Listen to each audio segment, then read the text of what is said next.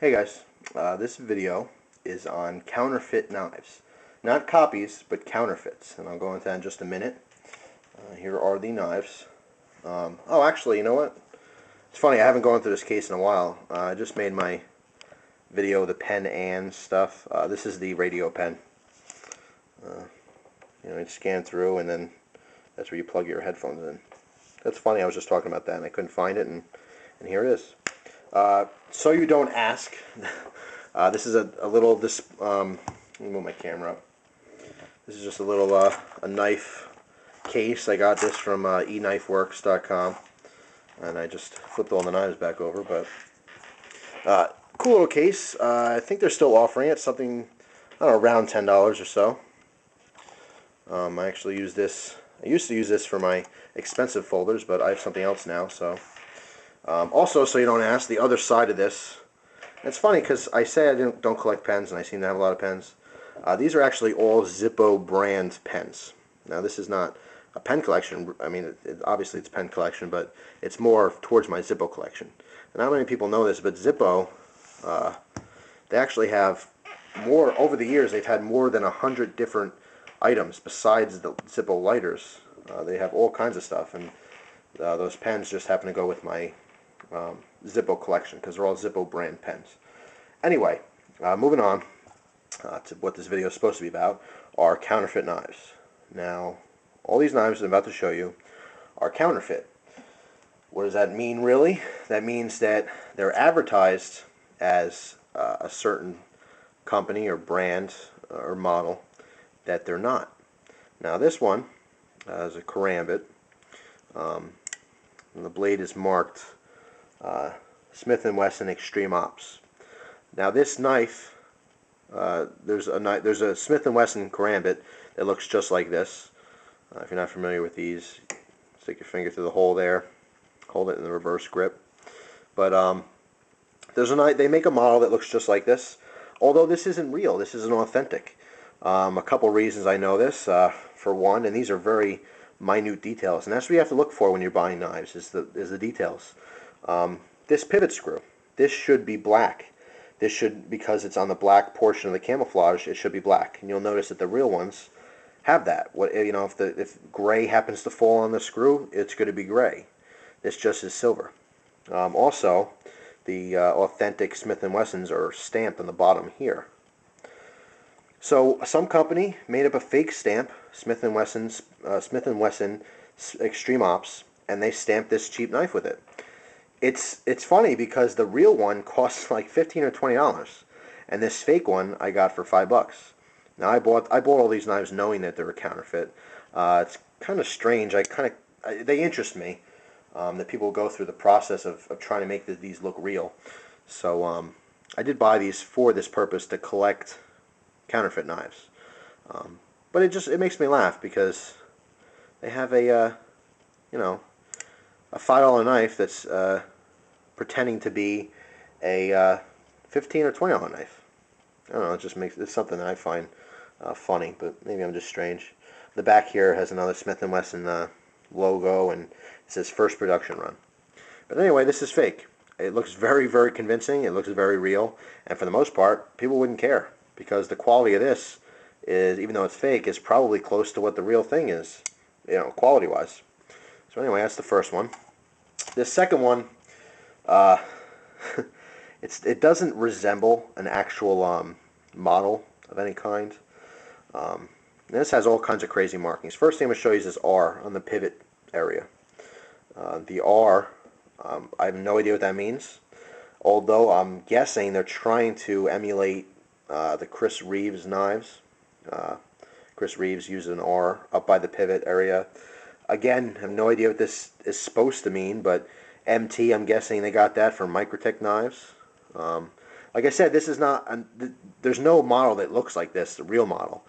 But in opening this up, and very poor, actually this knife is all the way open and the liner lock isn't even engaged. I have to pull the blade backwards this way just to get that locked. So obviously a poor knife to begin with. But it's the design doesn't do anything for me, but it's kind of cool camouflage, I guess. It says Smith & Wesson and underneath in quotes it says pocket protector. I know Smith & Wesson didn't make this knife. Again, this is just a fake Smith & Wesson stamp. In fact, underneath here, I don't know if I can, there's a marking right here. Let me see if I can focus that in. Probably not going to be able to get that. Nah, I don't want to waste any more time trying to get it for you, but it actually says titanium 440 steel. Obviously, 440 is a stainless steel. It has nothing to do with titanium. This is just some kind of, poor attempt at selling this knife and making it look cool and good. I like it because it's unique. Not something I would carry, but again, it's a counterfeit. Smith & Wesson doesn't make this type of knife. They never will. But again, someone used a fake logo. The next two different models, two different takes on the same model.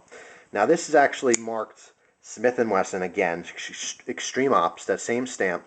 Smith & Wesson does not make a knife like this. This is actually a copy of a Gerber Air Ranger. Okay, so this looks like a Gerber Air Ranger. I guess the people who did this didn't do their homework. They did mark it Smith & Wesson. This is just another take on it. This is black with a tanto, partially serrated blade, as opposed to the plain edge blade here. But again, they both are marked Smith & Wesson. They are clearly not Smith & Wesson brand. This black one here also has another Smith & Wesson logo on the back. But again, these are total crap knives. They're not what they claim to be. And I'm just trying to show you this because, you don't want to get ripped off. If you're buying a knife, you want to make sure it's the real deal. This next one is probably the most convincing looking. Now, if you had to guess what knife this is, some people are seeing the design. They already notice what it is. And as I open this, you'll see the logo. And you'll say, hey, it's a Benchmade. Cool. And people who are really, really into knives and they know their models, they would say, oh, that's a 910 Striker. And I might say the same thing too. But in this case, I know it's not. That is a fake Benchmade logo. And I really wish I can get a more crisp view of that. But it is not genuine. One thing that gives this knife away right away is the serrations. I know Benchmade serrations. I've even had this exact model, the real thing. So I know that's just not their quality. The serrations give it away. The logo is very convincing. It's very similar to Benchmade's actual logo. The overall construction on this knife is very poor. Fit and finish is way off. It doesn't lock up like a Benchmade would. It doesn't feel like a Benchmade. You would just know. But for a lot of people, they don't know. They don't know. And there's no way they would know. If you're new into knives, you'd say, oh, cool. This knife cost me $5. Now, some people might think, well, that's a great deal. You got a Benchmade for $5. And other people will go, well, you're not getting a Benchmade for $5. So you just got to be aware. This one even has a marking underneath the thumb disc. Again, you guys, I'm sorry, you're not going to be able to make that out. This is just some oil here from the pivot. But on the back there underneath, in faint gold, it actually says 154 cm. This blade couldn't be any better than maybe a poorly heat-treated 420. It's definitely not 154 cm. Not for $5. It's definitely not a Benchmade. Not for $5. But you know what? If you can't afford the $90 Benchmade version of this knife, maybe these fakes or counterfeits are, they're good beater knives. I don't really like the fact that they're using other people's logos and names, but what are you going to do? Most of these are coming out of China and stuff, and they don't have the same copyright laws we do have in the States here. But I'm closing on 10 minutes, so I'm going to really quick show the last one. This has the Gerber logo, and it is a Gerber design, but this is not genuine. This is not the real deal. Again, fit and finish, doing a little bit of homework, looking at the design, slight differences, but this would be very convincing. Not many people would know that this is not a genuine article. And again, this cost me $5. So anyway, just want you guys to be aware of what you're buying. When you're buying from websites, for the most part, you're okay. But when you're buying private sales on eBay, you might want to ask questions. You might want to get, an extra picture or two. So, anyway, thanks again for your time. Enjoy the rest of your day.